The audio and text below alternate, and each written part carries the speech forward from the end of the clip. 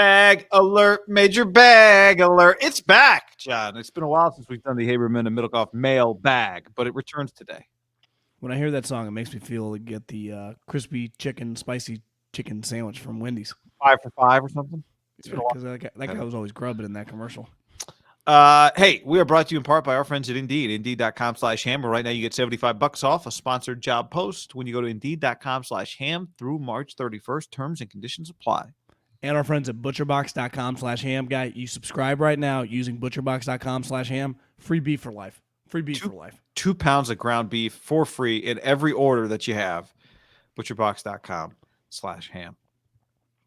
All right, so here's how it goes. You leave us a question on Apple Podcasts in a review. 5-star review is always appreciated, but, do you. We want the realness. And in that review, leave us a question. Any question, whatever you want to get into, we can get into. That's the beauty of the mailbag. Free and easy. And so we dive in. It's been a while. Football season got pretty crazy, and so we had to put the mailbag on the back burner. The mailbag returns here.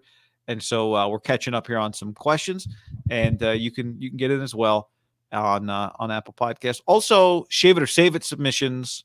Let's get back to one of those. And if you're deciding whether or not you should shave your hair, if you want us to blur your face out, we can do that. We'll give you honest opinions, but we do it with love.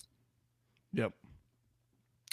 All right, John, here we go. First up from the dude, Niner faithful from Philadelphia here. Out of these 3 away games I'm attending this coming season, which one would you guys go to? Chicago, Atlanta, or Carolina? Love the show. More live streams, please. I know what I'm going to say. For me, it's not even a question. It would be Chicago. I've never been there, but that to me is the game because you make a weekend out of it. Maybe even try to take off work Friday, so maybe fly in there Thursday and get Friday, Saturday to do whatever the hell you want to do. Have some time with the boys. Do some 12-ounce curls. Take the city. Now, we don't know the dates of the game yet, but if that game is like in September, I guess if that game's in December, might be a little bit different animal. If that game's in September, October, it's a no-brainer for me. Yeah. To me, it's a no-brainer on Chicago as well. We were just talking to the guys over at Primo's Pizza in Danville, John. They did a Chicago trip, and I'd say multiple people do the Chicago trip. Carolina is a long way to go. But, I mean, he's in Philly. The dude here who wrote this question's in Philly. So Carolina's a really easy travel from Philly. And I've been to Atlanta twice. I've been to Atlanta 3 times. I like it. Like, the things I've done, I've liked. But it's pretty spread out. Yeah. I think Atlanta's kind of challenging in that regard. So I would not put Atlanta top of my list. Carolina, I think probably could be cool. I don't know where the stadium is in relation to, like, can you get like a beach house and go to the Panthers game? You know what I mean? That could be a good time. But again, I'm not exactly, my Charlotte geography knowledge not high. I mean, Chicago is just legendary, right? I would put Vegas over those two, wouldn't you? Yeah. Chicago over Atlanta and Carolina. I mean, except the one thing there is like, yeah, I would. Like, you don't need an excuse to go to Vegas. You don't need a football game. But you're right. Like, the stadium's cool. Go check that out. So if we were to rank, I'd go Chicago. But Carolina's tough. I mean, both those teams are not. Like, you get an atmosphere in Carolina? Like, I want a good home crowd, Wouldn't touch either one of those, Atlanta or Carolina. Could be cheaper, though. Yeah, it's just, I get it. He's on the eastern seaboard there, so. Easy travel. Isn't there another 49ers? I thought there was another game that would be kind of. Commanders. I'd rather go to, Commanders, I've always heard that stadium. Have you been? It's kind of out in the middle of nowhere. But it's only an hour and a half, 2-hour drive from Philly. So you can drive. But he probably wants to make a weekend of it. Commanders is a home game for the Niners anyway. Gotcha. So, yeah, he really doesn't have it. These are his. I mean, Denver. I don't know if Denver's too far, but clearly he does. I don't think he wants to travel that far. I just take it understandable. Chicago. Do you think Dan Snyder and Kyle hug pregame? Well, somebody made the point to me. Somebody DM'd me the other day, like, you guys really think Kyle is not sending Jimmy to the Commanders? He's not doing a trade with them. I was like, oh, it's interesting take. Agreed. Next up, woo! We might have to tag team this message. I'm going to have to skim it from Brian. Middlekauff, hey behaves. I'm an Orange County Rams fan here. I know the season just ended, but I'm thinking about next year. Hope you guys make a trip to Irvine to catch some Rams training camp. Put that on the list. Do you think the success that Stafford enjoyed with the Rams this year, after over a decade of misery, will change the future of the quarterback position and lead to more guys taking control of their careers? If you're Trevor Lawrence, how could you watch Stafford and put up with the Jags organization? Also, you brought up on a few pods ago, the sports fandom dividing line is California is between LA and the Bay Area. As someone who's originally from Bakersfield, I can tell you that Baco is as close to a dividing line as you can get. North of Baco, from Fresno up, all root for the Bay Area team. South, obviously, LA. I'd say Baco is 60-40 LA Bay Area split. Thanks for the love on the pod. And to quote Jay Middle, peace. So, geographically speaking, having lived in Fresno, gone to school there, ton of Dodger fans, and it's a Laker town. So it's weird. Like I think a lot of Southern California transplants there, though, right? A lot of transplants, and I just think even if you grew up in Fresno or in the Central Valley of California, for those of you who are not familiar with the geography, it's dead center in the middle of the state. You probably did not grow up You grew up watching the Lakers. You grew up watching the Raiders. You grew up watching the Niners. You grew up watching the Giants and I said Dodgers, but you grew up. It's a big Giants town too. And you didn't grow up watching the Sacramento Kings. They're not on TV there. So I think that's a big part of it. It's like what was on TV in your market. Like that's what was on. Warriors weren't on TV there, right? No, Warriors not on TV there. You got Laker games with Shaq and Kobe when you were there? Yeah. That's a big deal. Or Magic, right? Back in the day. So anyway, to the initial question, it's funny. I saw some Calvin Johnson highlights yesterday, and it was kind of crazy to me that was Matthew Stafford throwing him those passes. Like it just felt weird. Like, God, that's a whole life ago for Matthew Stafford. How sweet the highlights look. I mean, incredible. You're like, how did these guys? This is what a shame. Well, it was just those two guys. I think their defenses were terrible. So I still think no. Because the one thing with Matt Stafford is quarterbacks are typically higher level guys. It's why we shit on when people act like Kyler Murray or RG3. Like, just don't be a clown. Just act normal, And usually those guys are kind of the lowest maintenance guys. They're also highly paid, right? So Matt Stafford made like $250 million before he asked to leave. Like he was making $30 million back when $30 million was a lot. He was making $40 million back when 40. He was always at the highest paid quarterback in the league, one of the two, 3 or 4 of them. So yeah, it was always pretty lucrative for him to try to figure it out. Yes, you tend to make those pushes for your career later when you've banked a lot of money. Which he did that at 33 years old. He was also drafted number 1 back when, Trevor Lawrence got rich, but back in the day, guys like Matthew Stafford got extremely rich at the top. Remember Sam Bradford got like $80 million. People like, this system's broke. Next up from Mark on the mailbag. Mark says, "What's up, y'all? Patrick Willis sent out a tweet that got very little attention, and I'm not sure why no one noticed. After the Rams Super Bowl, he sent them a congratulatory tweet and also wrote, 'It does make my heart tingle and blood flow when I think about emoji of trophy. And I'm not talking about the past,' in all caps. Could this mean that P. Willie is thinking about coming out of retirement to see if something left in the tank? Or maybe he meant as a coach? Thanks. I'll hand up and hear you on the air." How old is Patrick? Probably 35, 36. I wonder how he had feet were part of the issue, right? I would say that the time lapse of coming back. 37, John. Just turned 37. He retired in 2015? Like he's been gone a long time, guys. His last year in the league, I think, was 14. So I would say no chance of coming back. I don't 14. Know. I can't. I'm not a great figure this out tweet and Instagram guy. Like I just don't have the energy. So many of us are weird. You never truly know the motivation. Maybe he's just good buddies with a guy on the team. Maybe one of the coaches is like his lifelong friend. Maybe one of their coaches was with him at Ole Miss back. I don't know. I can't try to decipher. I don't have the energy, but I'd say him coming back, 0 possibility. He's on the Hall of Fame ballot, guy, every year now. Could you imagine? They're like Weddle after 2 years, really a year and a half on the couch. Willis coming back after 8, what would it be? 15, 16, 17, 18, 19, 20, 21. So he'd be gone 7 years, which is actually it's pretty crazy. He retired at 30, basically. Well, to me, you'd be asking for guys like Luke Kuechly. I mean, more recent guys than him. Well, that's a long time. Yeah, I mean, Luke Kuechly's not tweeting. No, Luke Kuechly quit scouting too. He didn't like that. Oh, really? Remember they hired him to be a front office guy, and then a year Vaguely. later he's like, "Yeah, I'm not into this." Vaguely. Wait, this doesn't pay $15 million a year? Next up from C. Shum. Hey guys, love the pod. Been a Niner fan since I was old enough to watch football. Came over from John's 3 and Out. What do you guys think is more important to get this year for the Niners? O-line or corners? Do you think they will pursue a corner in free agency or stick with what we have? My favorite bar is Al's Garage in Las Vegas, Nevada. Keep up the good work. Check out Al's Garage. Your neighborhood restaurant and tavern property next to our sister property, Al's Garage. Okay. Ooh, some babes. I'm a sucker for some good, just like, give me some chicken fingers and some fries. Yeah, you don't Pay the price for that later, but don't outthink the room. How about the Golden Knights there getting some love? And Bishop Gorman, big Bishop Gorman watch party there.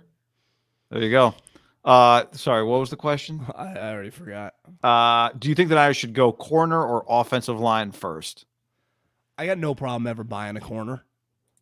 J.C. Jackson or Gilmore, one of these guys. But to me, you can only do it if you get rid of old Jimmy. James Garoppolo, he's taking up the money for a corner and a guard, right? Yeah, look, man, I was banging the table going back to last year about they need corners. The idea of rolling back who they wrote Jason Verrett, I thought it was too risky, and it turned out to be too risky. Watching them on defense has been, with their cornerbacks, has been a roller coaster ride because somehow they're statistically good, even though it feels like every time old Kenley Jansen comes out of the bullpen, you're just playing with fire. That said, I think if Trey Lance gets hurt next year, it's a complete disaster. Now, he could get hurt outside of the pocket. They have to be able to protect him at an extremely high level. I would start with offensive line. You got a quarterback who hasn't played in 2 years. I love the idea of JC. I mean, no one's saying you can't do both, but offensive line, I'm a big run game guy, John, as you know. Offensive line's at the top of my list for the Niners. Well, you did just draft a guy in the second round. Yeah, well, if he's not good enough, I'm willing to cut bait and move on. Same. Alex Mack to me is very questionable. Yeah, I think Alex Mack is probably questioning. Yeah. I mean, is he the worst shotgun snapper you've ever seen? Did it happen a lot or just in one game? I just felt the shotgun snaps were just never that good. They were always loopy. I don't know. They just were bad. Jasper says, enjoying my Tito straight up with some cranberry. My question is, why don't, this is love from the East Coast, is what this is called. I don't know where Jasper is, but he says, why don't teams move back in the draft to acquire more picks when they're not totally sure what they need to do or are not sold on a player? I understand you need a trade partner and the draft is all hindsight, but the draft is all hindsight in if you made the right move. Why don't more teams trade back? Thanks for the great banter. I had someone DM me that said everyone acted like the Niners gave up so much for Trey Lance. But he's like, when you look at it, did the Bears end up giving more for Justin Fields? I started thinking well, they gave up pick 7. Now, they don't have to give up another first-rounder. But pick 7, let's say the Niners' next pick is 25 next year. Is pick 29 and 25? We talked how hard it is to get in the single digits. Could you trade pick 25 and 29 to get to 7 in a draft? I know it's different years, but no, I don't think so. You could do maybe you could do 12 and 29, right? Or would that be too much? You could not do, yeah. You definitely could not do 25 and 29. I was like, yeah. Now the Niners also gave a third-round pick, but pick 7, that turns out to be pretty valuable. We got to check the old draft value chart on that one. Yeah, I think Jasper said it in the question too. Sometimes you're willing to go back, but you would know better than me. But I would think sometimes you're willing to go back, but you want to go back 10 spots, not 20 spots, right? And you think, well, the guy we like will be there in 10 spots. He won't be there in 20 spots. I mean, there's so many moving parts. You have to have a partner, and that partner has to be giving you something that is still worth something to you. Whereas you might just be better off overdrafting a guy than falling too far back when you can't get somebody you want. Well, I think the biggest reason Mike Mayock got fired, his understanding of value in the draft was horrendous. And I came from a place where that was the number one thing. Before we even knew how good you were or not, where's the guy slotted? So I know, can I trade back 5 spots and get this guy? And sometimes you miss. But if you're taking educated guesses or educated and having this like the probability on your side, you always get value if hey, I want to take Guy Haberman at pick 40, but I got a pretty good idea he'll be there at pick 55, and I can also accumulate pick 78, and this team wants to come up and get a wide receiver. I don't even want this wide receiver. I'll go to 55, get Guy Haberman, accumulate the other pick. That to me is the key. Like when teams are like, we would have taken that guy there, Right. which you say that no matter what, whether it's true or not, because you're like, yeah. That makes everyone think, oh, they got the guy they would have taken 30 spots later. It's like, no, he's lying to you. But sometimes they are telling the truth. What would you guess the percentage is on the truth telling there? 50-50? Well, I think they generally like the guy enough that they would have taken him back in that other spot or like up in that other spot. Yeah, I mean, I think it's almost one of those deals where they believe it when they're saying it, even though it's probably not totally true. But you can easily convince yourself. Yeah, we would have taken him up there. I think you definitely can convince yourself of that. Sometimes it's true. Yeah, like I believe if I had started playing the piano as a child, I'd be good at the piano right now. But I started playing the guitar as a kid and quit. I got like 4 chords in me, so it's easy for me to say like, oh yeah, if I had just done it and stuck with it, I'd be good. Well, yeah, no shit, I didn't. Guy Haberman just doesn't battle through adversity in the music. No. Jason, his review is entitled "Makes My 4 a.m. commute enjoyable." Damn, Andy Reid. Been rocking with you guys since 2017. Somehow you make me look forward to a 4 a.m. drive into the South Bay, especially on Mondays. My favorite bar is Hilltop in East Sac. You been there? No. Jukebox, games are on, shuffleboard, ping pong table, and you can drink for the night for $50. Question: should the Niners promote John Lynch to president of ops and make Adam Peters the GM? Is there any chatter about that? Do you think either guy would go for that? Doesn't feel like John Lynch grinds the tape of 6-round linemen. I actually think he does, is the weird part. I think he does too. But a lot of times, like, how Farhan has a GM? Ultimately, Farhan's still picking the players. I saw today that the Cavs named a GM. Like, I thought that Altman guy, he's been there for a while. He's the president. Well, ultimately, Altman and Farhan, Daryl Morey has a GM. Ultimately, John Lynch would still, quote-unquote, be the GM. So Adam Peters makes a lot of money. So naming him a GM and just having the president, I don't think would change anything beside the titles. And as Bobby Wigington taught me once upon a time, nothing is more meaningless than a title. Like, fight for salary. Words of wisdom I'll give to my children. You fight for salary, you fight for money over. You can call me the fucking intern if you want to double my pay, right? But everyone always wants to be like, give me the VP, assistant GM. Well, are you taking a pay cut to have that? Who cares about the title? Yeah. Now, I guess public jobs like this, maybe title. Maybe if you and I talk to 100 people in the NFL, they tell you titles do matter. If you call me a co-coordinator or the linebacker coach, even if I'd make more as a linebacker coach to be the co-coordinator, it's better just to get co-coordinator on my resume. Assistant head coach. Like, what the hell does an assistant head coach do differently? I don't know. I mean, Parag is the executive vice president of football ops. But he negotiates the Jets' money and the Niners' money. Well, I understand I'm just saying if you change John Lynch's title, you'd have to change Parag's title, which, again, no biggie. I mean, you leave yourself – I think some of it is you leave yourself some wiggle room here to give promotions. You leave John Lynch with some wiggle room. Eventually, if you have to give him a quote-unquote promotion for Adam Peters' promotion, I think sometimes it happens when you want to hire somebody from somewhere else and you want to give them a title that elevates them in your building versus where they were. When he goes to Amazon? He goes to Amazon, yeah. Final question from Perm. My favorite drink is Tito's and Sprite. My favorite Tahoe drink is White Russians. My favorite bar is Stadium Pub. Question. Davis High School, California, all-time quarterback rankings. Is Brian Hawkins in your top 3? I don't know who wrote this question. Brian Hawkins is a friend of ours, and it's a fantastic what did we run at Davis High? The Veer? No, the triple option? It was called the Wing T guy. The Wing T. Not a lot of ball. The ball was in the air a lot. No, it was 28 sweep and 30 trap, and it was a lot of just. Kyle would have liked it. Smash mouth. I don't even think we had many pass plays. Who are the other great quarterbacks in Davis High history? Was David Butterworth a quarterback? Yeah, he wasn't bad. I was a college athlete. Played baseball at UC Davis.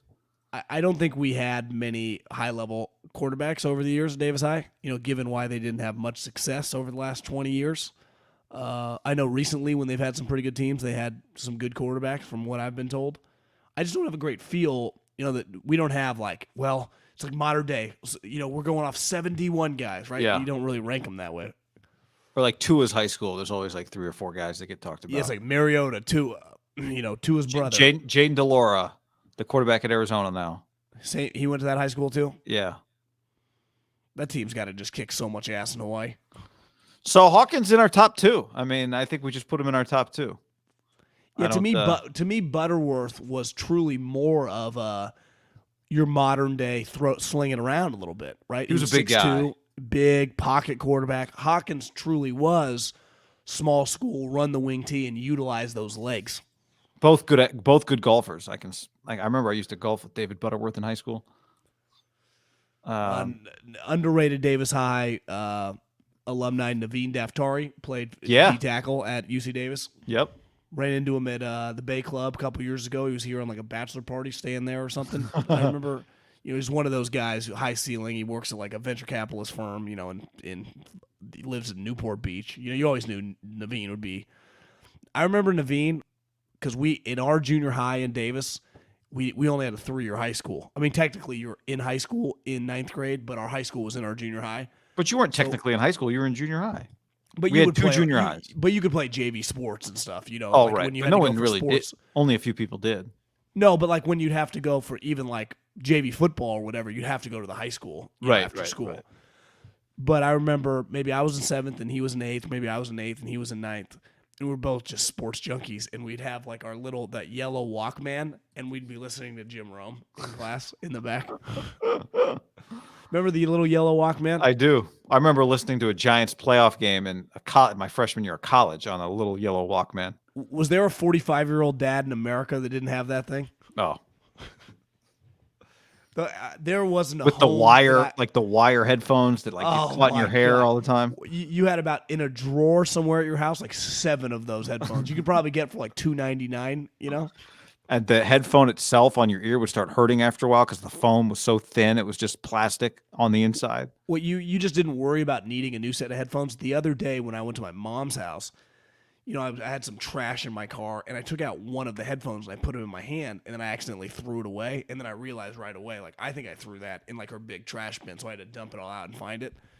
If it would have been a $5 headphone, I'd be like, whatever, I don't even care. But I got the new iPod Pros or whatever. Like I'm not spending $150 just because I don't want to search for this thing. No, you can't. I go through, I find it with some ketchup on my hand, and then I fucking get it out. All right, whoever planted that question, good job. Maybe it was just a legitimate question. Just somebody. Colin Brown, Scott Malinoff, some other guys a little after us. Oh yeah, those are good names. Good athletes. We don't exactly have Foles and Drew Brees, No. We had Jason Fisk was always the big. We were very proud of Jason Fisk at Davis High. He was older than us, but he played for the Titans. We had a guy that just played brother. Tackle at Alabama. He's in the NFL, but he transferred his senior year. I think Folsom. Yeah, last name started with an H, I thought, right? Yeah, Alabama. Didn't EGG train him? Loved him. Knew he'd be a stud. This is like the after hours segment that we're doing here for the last 5 minutes. Not Evan Neal. No. Someone sweet. He's in the NFL. He's actually, I think, on the Bengals. Jonah Williams. Is he on the Bengals? That I don't know, but that name sounds familiar to me. I think it's Jonah Williams. Yeah, Bengals. From Folsom High to the Super Bowl. Damn it! They don't even. Do you blame him though? Right, you're at Davis High. You're just like, I want to go to the big leagues. Go to Folsom. It's bullshit, man. Should have gone Davis High right to USC. You think Saban ever swung through Davis, or just waited till he went to Folsom? I doubt it. Red Rum Burger and an In-N-Out. Yeah, Nick ain't stopping in Davis. All right, everybody. Thanks for maybe he went to Vacaville though. Thanks for hollering at us on the mailbag. Until next time, later.